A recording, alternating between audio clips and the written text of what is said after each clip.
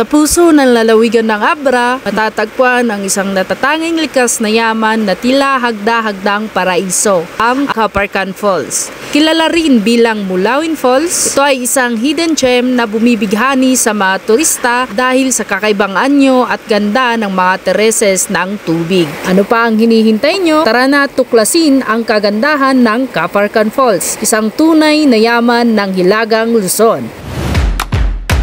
Alas 12 ng hating gabi pa lang, nagsimula na ang aming biyahe mula Baguio patungong Abra.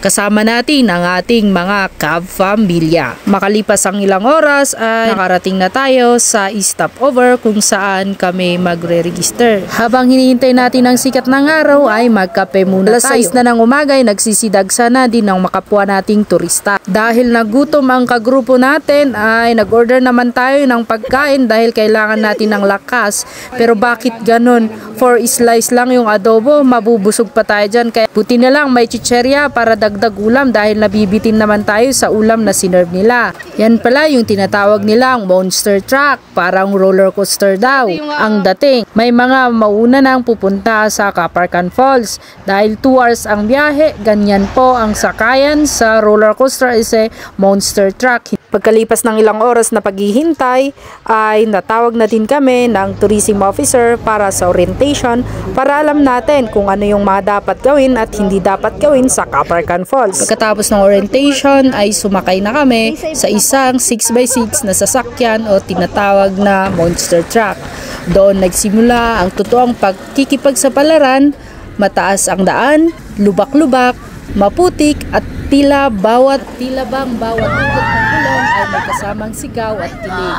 Pero bawat segundo ay sulit dahil alam naming isang natatanging tanawin ang naghihintay. 2 oras pala ang biniyahe ng monster truck from the registration hanggang dito sa bundok. At nadatnan natin ng mga kasamahan natin na tapos na ding naglakbay sa Caparcan Falls. Sila naman din ang papalit o sasakay at iuwi, ibabalik na ni monster truck sa registration area. Dahil hindi nakakababa ang monster truck sa baba, ay kailangan nating maglakad ng 900 meters away naman. Kaya malapit lang naman yon. Para mas thrilling, kailangan na sakay and lakad. Katapos ng ilang minuto ay nakarating na tayo sa eating or waiting area ng Caparcan Falls. Pero bago tayo maglangoy-langoy at pumasyal mag-picture-picture ay kumain muna tayo para may ipigsa tayo.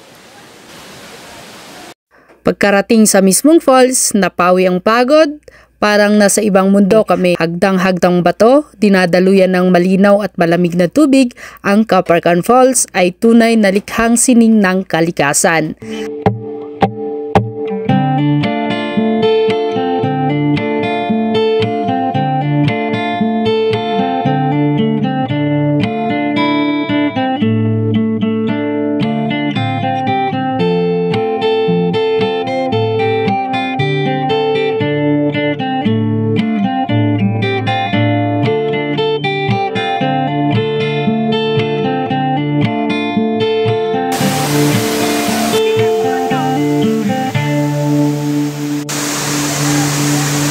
O diba, Abra amazing, at ito na nga, pauwi na tayo at nakasakay tayo syempre sa monster truck. Mararamdaman mo ba bawat bato at lubak, parang off-road roller coaster.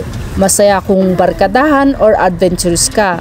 Gusto mo din bang ma-experience ang aming experience sa Abra Amazing Caparcan Falls? Ay i-PM mo na ang Kudse Taraki Tours. O kung pwede din yung page natin ang i-PM mo, malay mo ako ang magiging isang guide nyo papuntang Caparcan Falls. Thank you!